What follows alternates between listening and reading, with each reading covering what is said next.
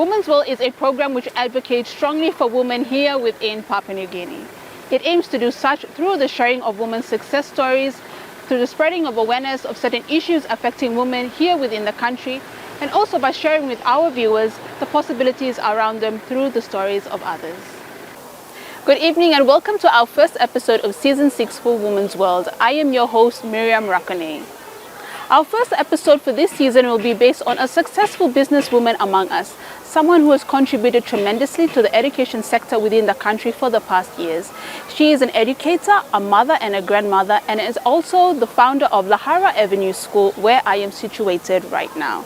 She will be sharing with us her success story of her journey as an educator and also the challenges faced while being founder of this school.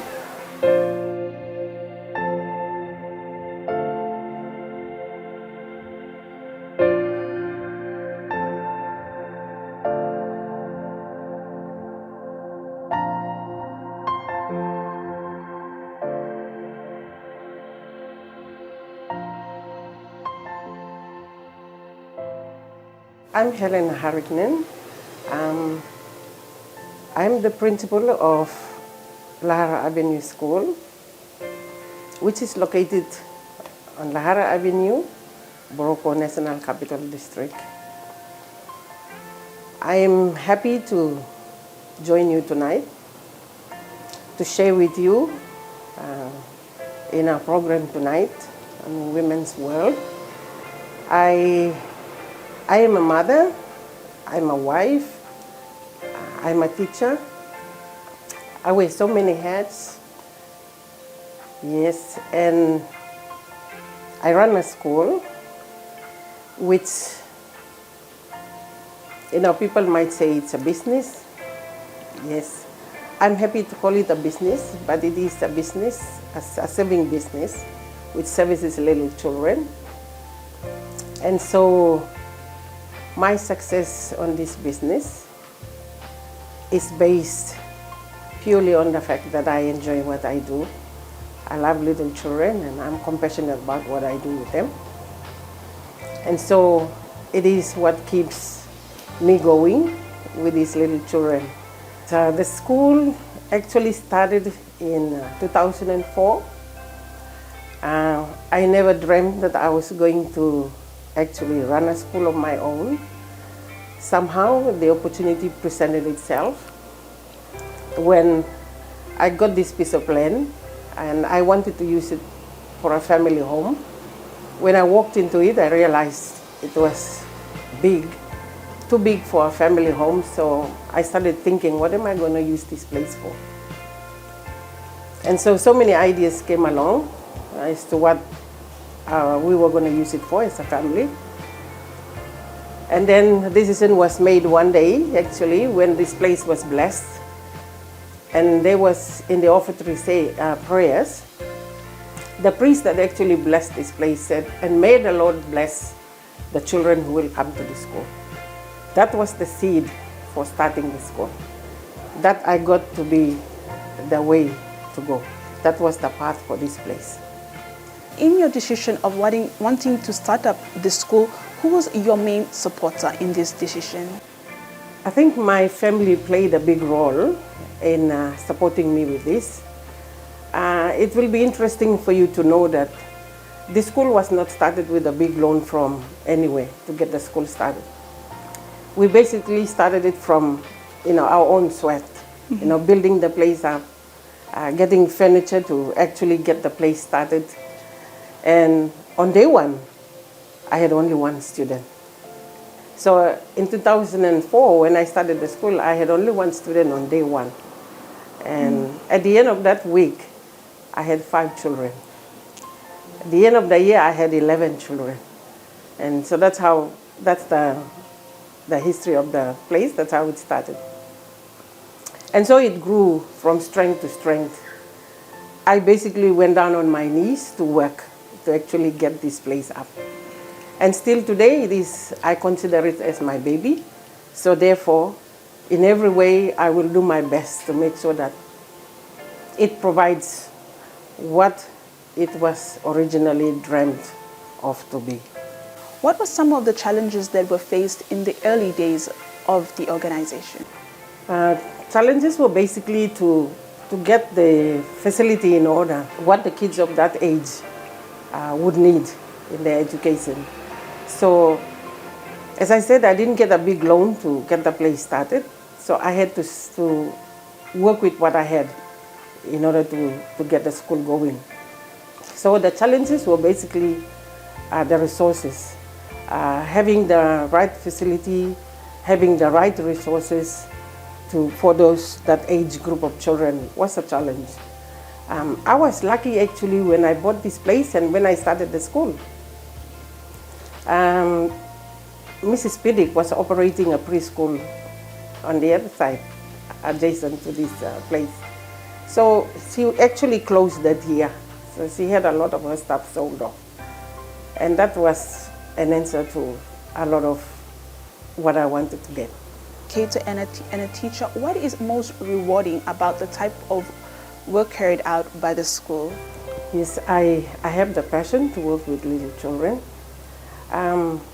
In the years I was teaching high school students, actually taught in the government schools for 15 years. Out of those 15 years, 12 years I taught only girls. I was at Marinville High School for 10 years. And there was another girls' high school on Bougainville. That school I actually attended with only girls for 2 years. So a total of 12 years I taught only girls. Out of those 15 years I served as a high school teacher. And so, I'm really happy to say that I played a big part in developing the women of this country, especially through education in that way.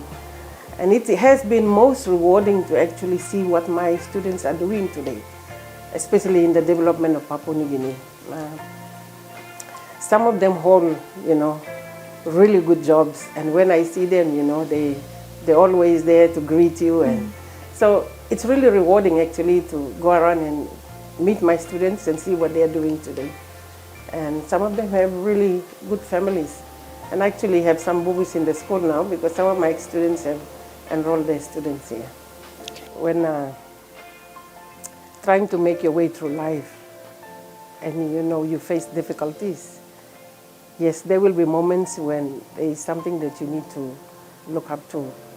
And two of my favorite Bible verses is, one is Matthew 7:7, where you will ask to receive. And for this school, I think that has been my strength to say, ask and you shall receive. Seek and you will find, knock and the door will be opened for you. And the other has been, seek first the kingdom of God and all else will fall in line for you. And in my life, I think those two verses of the Bible have been what I have used to what I feel has made me who I am today. Please stay with us as we have more of our interview with Mrs Harricknen after the break.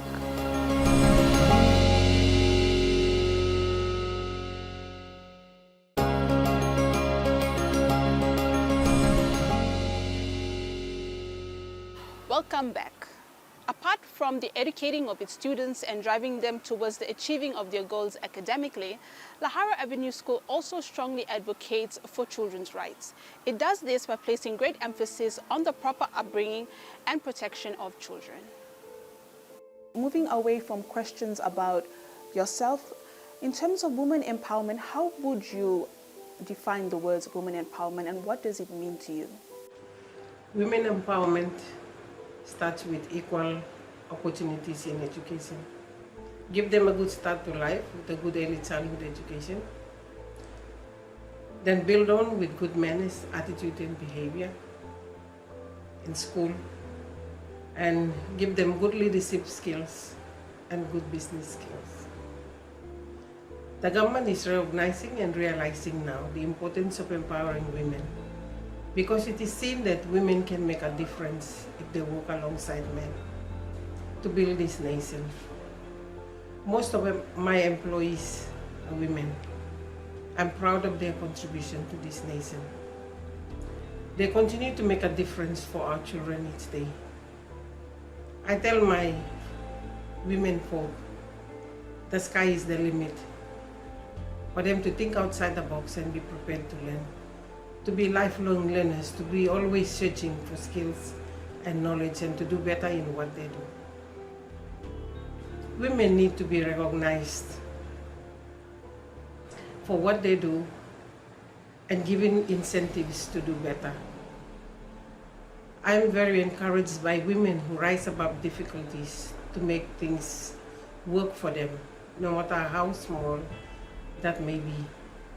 Such as a woman who sells every day to make a living for her family. Because she is pursuing a dream.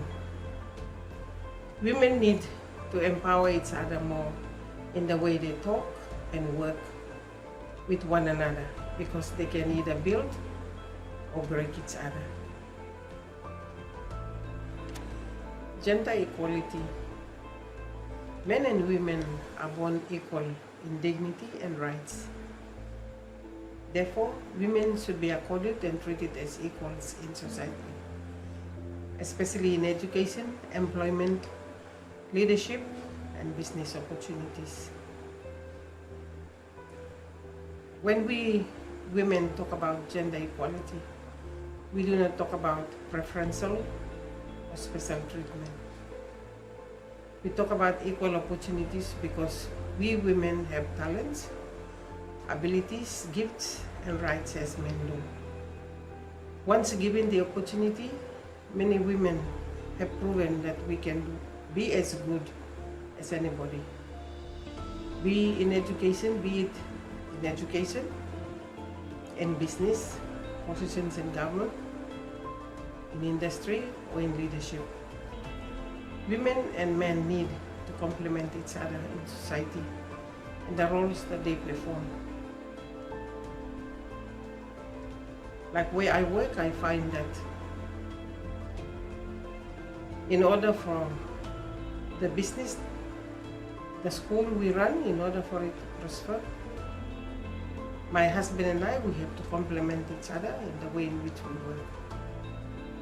And I believe that's the best that men and women can do in order to get the best out of them, in order for this country to develop. Do you personally believe there is gender equality within our country at present? For me, with gender equality, I think men and women were made with different physical strengths. We were created differently for different purposes. So for us to do our jobs well, I think we need to go by what we were created and for the purpose that we were created for. There are some jobs that men do well, and there are some jobs that women do well. And I think for us to be able to do the best and to produce the best, I think we go by the physical strengths that we have in order to perform those jobs. That's what I feel in terms of gender equality, for us to go back to originally, what was I made to be able to do. So there are some jobs that where maybe we women can try and do, but we cannot cross the border to say I can do a man's job and do it very well, even better than him. Because I think men can do certain jobs and we women can do whatever job we are able to do, given our physical strengths. Mrs Harricknen, what is one way you believe is an effective way of educating women about their rights? We have the right to life. We have the right to be protected. We have the right to stand up for our own rights. And so the other gender, they need to respect those rights. And I think when we start respecting those rights, then we will find that we live in a society that is good, and that there is harmony and there is peace. Yes, so women's rights should be protected, and the first person to protect that the right should be the husband, should be the partner, and should be those that she lives with. A lot of schools need to educate, especially girls, about their rights. And I think sometimes that is lacking. So in our curriculum, we should talk about that more often, more openly, so the girls know their rights. So with what I do, I deal with little children. So with these little children, at the age at which they are at now, I feel we have a responsibility to teach them their rights. So with women, yes, it is when they are getting an education that they should be taught their rights. Their rights to life, their rights to employment, their rights to all that they do. Coming up, we interview a senior staff member of Lahara Avenue School.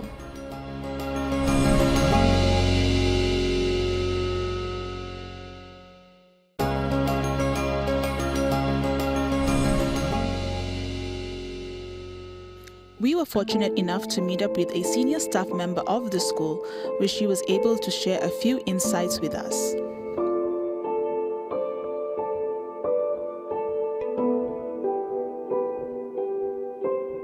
My name is Mrs Harricknen. I am the Deputy Principal of Lahara Avenue School. I am also at present the grade 4 class teacher, the force being our pioneer students as well in this school. Thank you, Ms. Harricknen.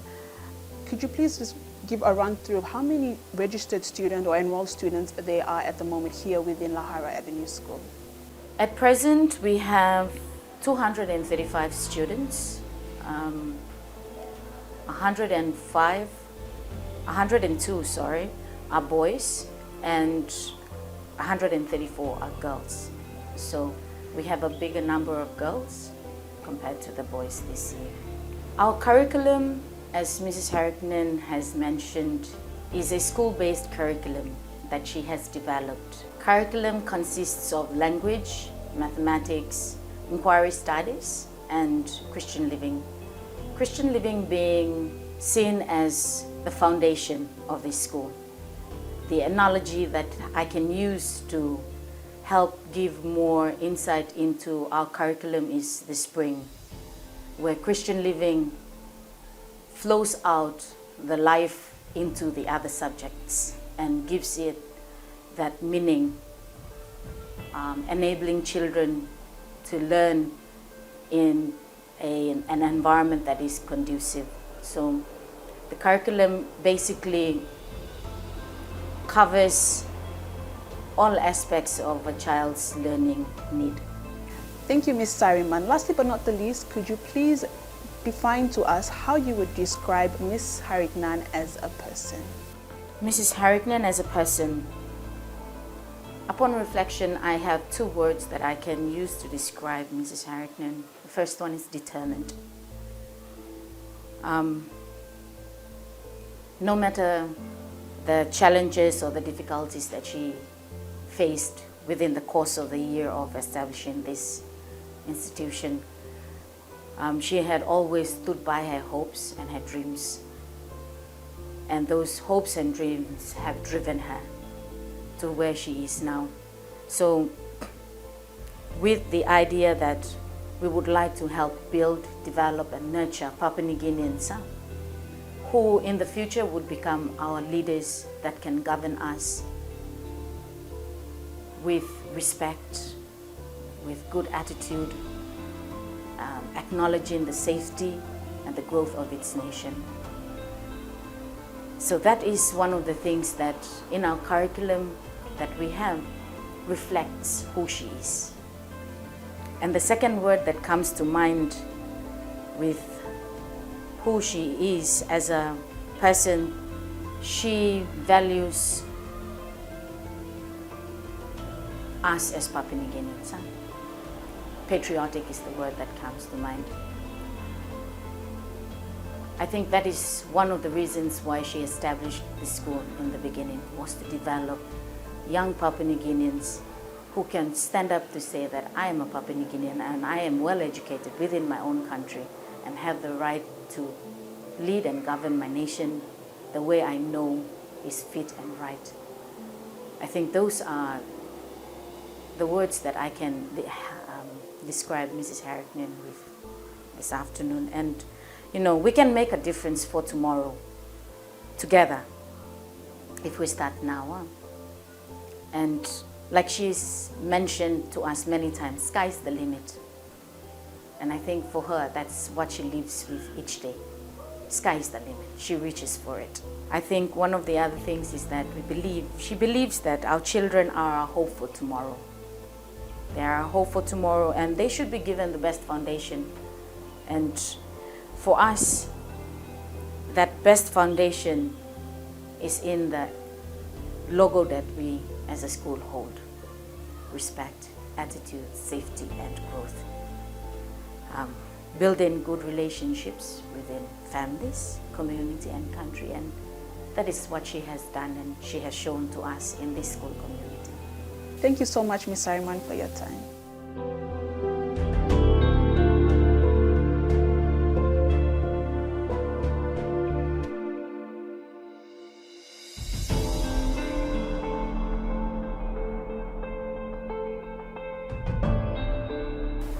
That's it, viewers. We have now come to the end of our show. Thank you so much for joining us. I hope you have found Mrs. Harricknen's success story inspiring. If you would like to know more about our program, or if there is a story you would like to share with us, please do not hesitate to contact us via the link that is appearing on your screen now. Until next time, it's goodbye for now.